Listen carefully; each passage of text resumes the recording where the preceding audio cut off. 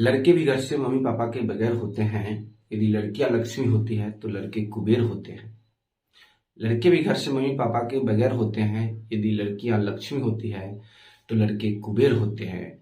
बस यादें ही जा पाती है घर गांव और जमीनों तक। लड़के भी कहाँ जा पाते हैं कई साल महीनों तक। अपने की सपनों की खातिर वो भी मजबूर होते हैं। ये जी लड़के भी रोते हैं जब घर से दूर होते हैं। तो दोस्तों आज का हमारा टॉपिक है प्रश्नावली 1.1 की प्रश्न संख्या 2।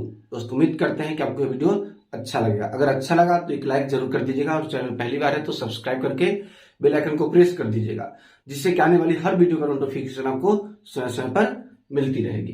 तो आइए दोस्तों हम इस वीडियो को शुरू करते हैं। हमारा यहाँ सवाल करता है पूर्णांकों के निम्नलिखित युग्मों के HCF और LCM ज्ञात कीजिए। यह पूर्णांक जो दिया हुआ है इसके निम्नलिखित युग्म है जो जोड़ा है उसका कहता है LCM और HCF ज्ञात कीजिए।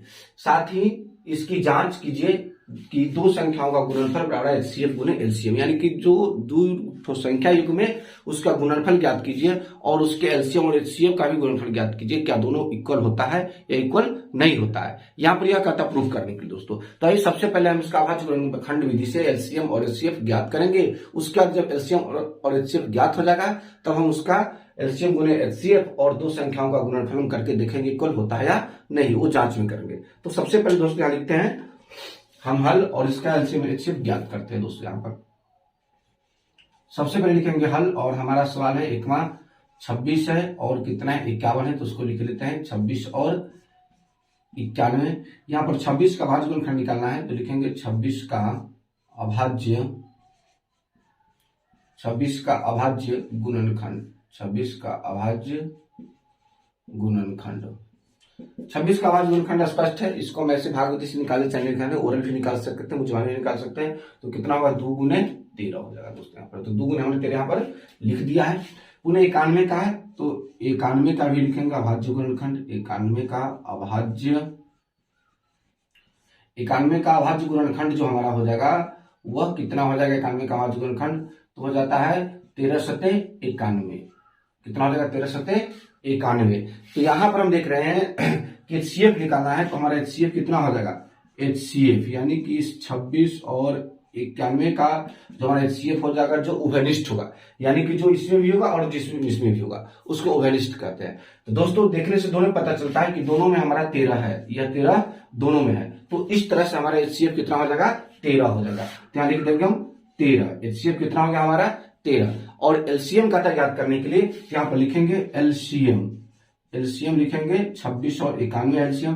तो LCM में पहले जो HCF होता है पहले उसको लिख दे रहे हैं। यहाँ पर हम देख रहे हैं 13 है तो हम 13 लिख देंगे। इसके बाद जो हमारे पास कितना बच गया 2 और 7, तो यहाँ लिखेंगे 2 गुने 7, यानी कि 13 गुने 14। 13 गुने 14 करना है। तो दोस्तों हम 13 गुने 14 करते हैं, कितना हमारा हो जाएगा यहाँ पर LCM कितना हो जाएगा उसको हम देख ले रहे हैं। यहाँ पर हम आइए देखते हैं यहाँ पर 13 गुने 14 करते हैं तो 13 चौका हो जाएगा 52 और 13 एकम 13, यानी हो जाएगा 182 यहाँ पर हमारा हो जाएगा। तो यहाँ पर जो हमारा LCM निकलेगा वह कितना हो जाएगा 182 निकल जाएगा दोस्तों यह हमारा निकल गया कितना LCM कितना निकला 182। अब दोस्तों यहाँ पर हमें इसका जांच करना है तो ये जांच करते हैं। सबसे पहले लिखेंगे दो संख्याओं का गुणनफल, तो लिखते हैं यहाँ पर हम दो संख्याओं का गुणनफल। दो संख्याओं का गुणनफल।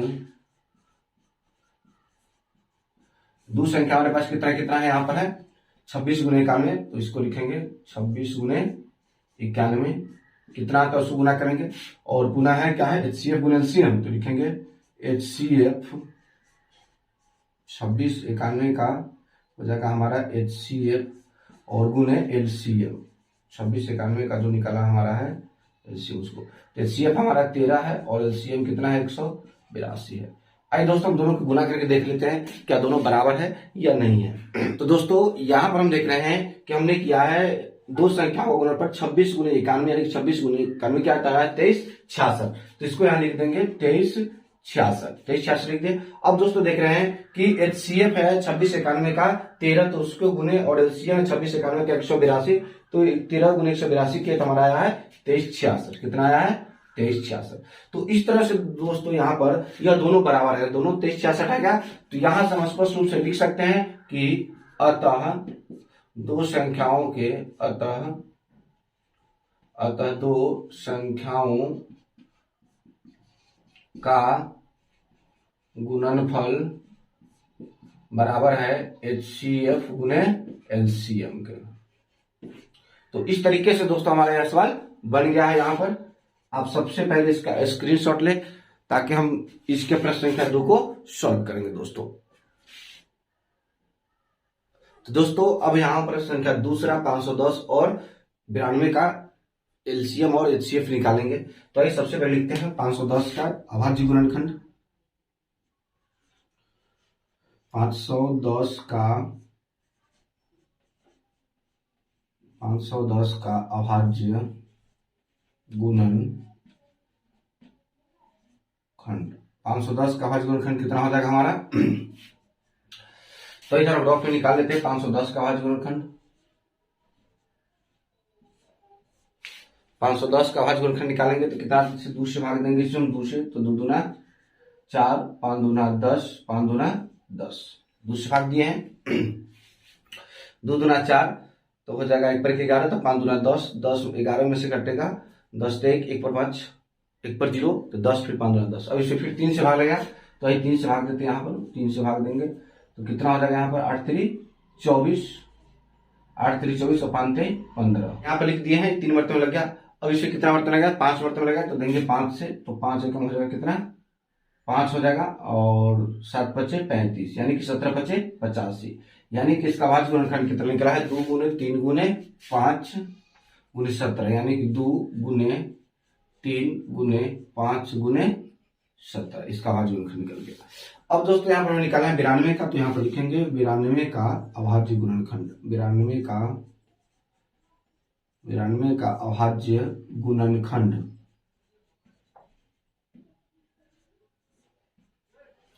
कितना निकलेगा? यहाँ पर निकाले थे 92 का अभाज्य गुणनखंड। तो 92 में भी हम क्या करेंगे? यहाँ पर 2 से भाग करेंगे, 2 से भाग करेंगे तो कितना आएगा?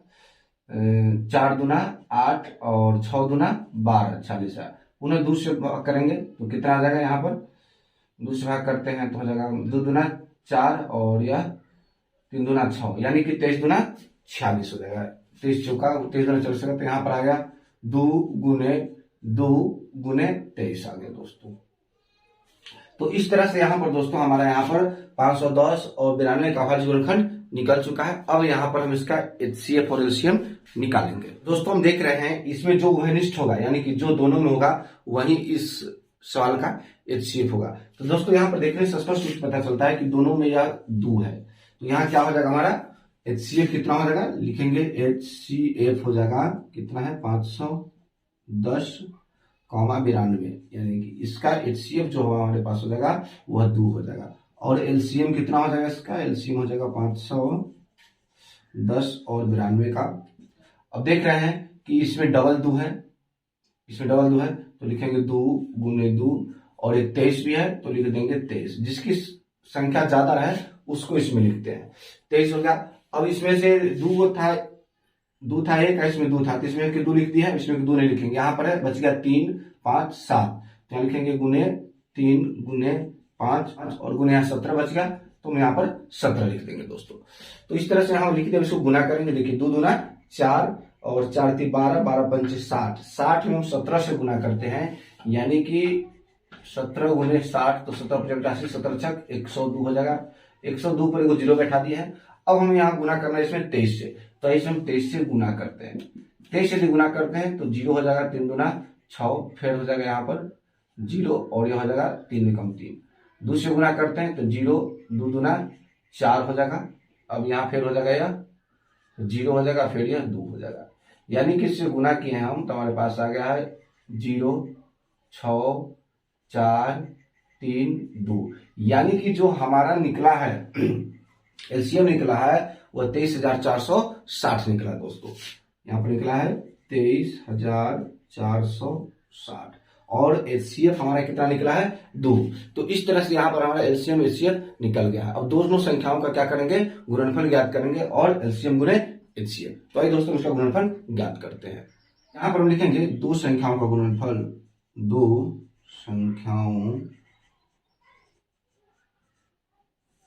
संख्याओं का गुणनफल कितना है, दो संख्या है 26 गुणे 91। सॉरी यहाँ पर 510 है दूसरा सवाल में, तो यहाँ पर लिख देंगे हम 510 गुणे 92, 510 गुणे 92, इससे गुणा कर लेते हैं। पुनः यहाँ पर है हमारा कितना है HCF, तो लिखेंगे HCF 510 92 गुणे LCM 510 और 92, कितना होगा हमारा HCF है 2 गुणे 23,460।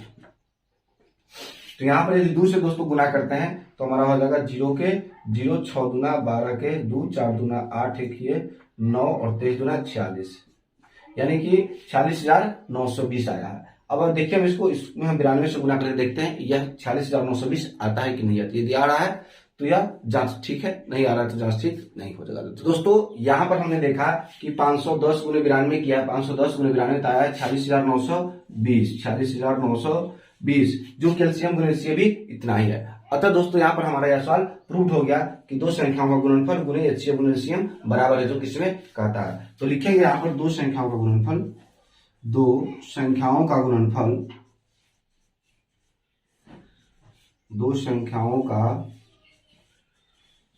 गुणनफल गुणे HCF गुणे LCM है। तो दोस्तों इस तरह से हमारा यह सवाल बन चुका है।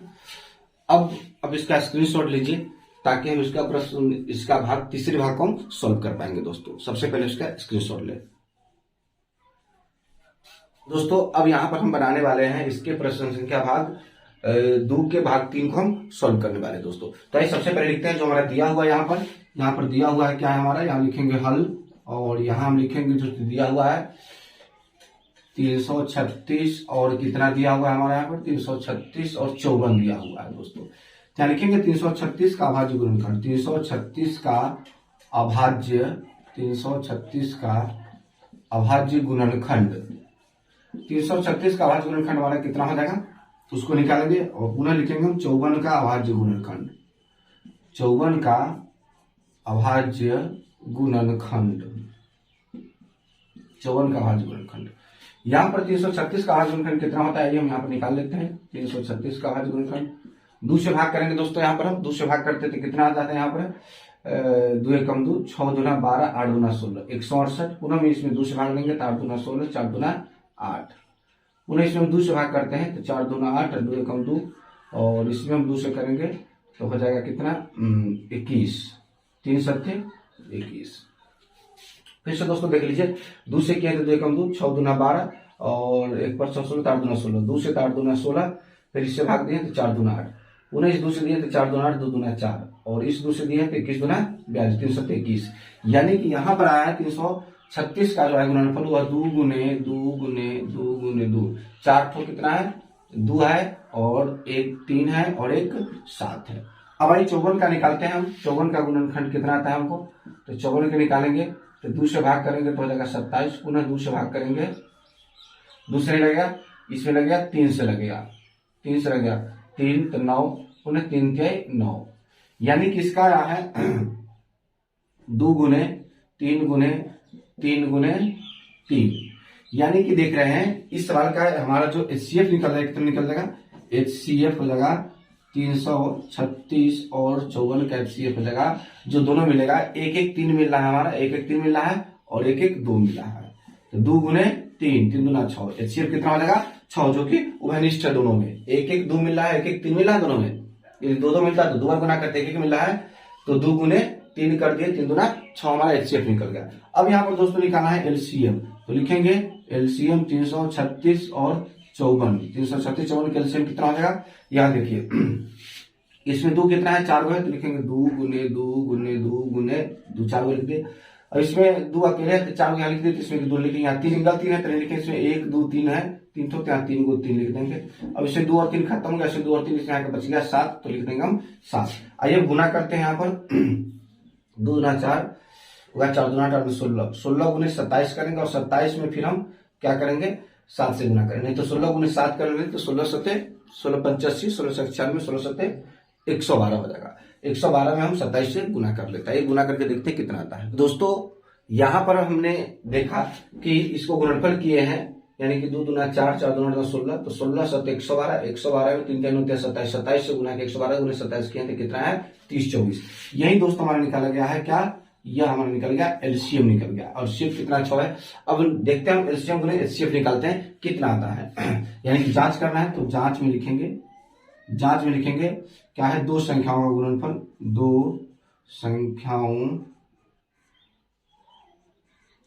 2 संख्याओं का गुणनफल, यानी कि 336 गुने 54। उसके बाद है एचसीएफ है 336 54 गुने एलसीएम कितना है 336 54, यानी कि यहाँ पर है एलसीएम 6 है, एलसीएम में कितना है 30 24 है, यहाँ पर 30 24 लिखेंगे यहाँ पर। इसमें गुना करते हैं, इसको गुना कर देखते हैं, इसको गुना कर देखते हैं, इक्वल आता है कि नहीं दोस्तों यहाँ पर। तो दोस्तों यहाँ पर हम देख रहे हैं कि 336 गुना 54 हमने किया, 336 गुना किया 54 तो हमारे पास आ गया है 18144, यानी कि 18144। पुनः 6 गुने हम किया है एलसीएम किया है कितना है 30 और 24 में, तो हमारा आ गया 18144। तो इस तरह से यह दोस्तों दोनों क्या है बराबर है। तो स्पष्ट रूप से लिखेंगे 2 संख्याओं का गुणनफल, अतः लिखेंगे यहाँ अतः 2 संख्याओं का गुणनफल, अतः 2 संख्याओं का गुणनफल बराबर एचसीएफ गुने एलसीएम है। तो इस तरह से दोस्तों हमारा जांच हुआ सही है, 2 संख्याओं का गुणनफल गुने एचसीएफ गुने एलसीएम। इस तरह से दोस्तों फाइनली हमारा यह प्रश्न संख्या 2 के तीनों भाग बन चुका है। उम्मीद करते हैं कि आपको यह वीडियो अच्छा लगा होगा। अगर अच्छा लगा होगा तो एक सब्सक्राइब जरूर कर दीजिए।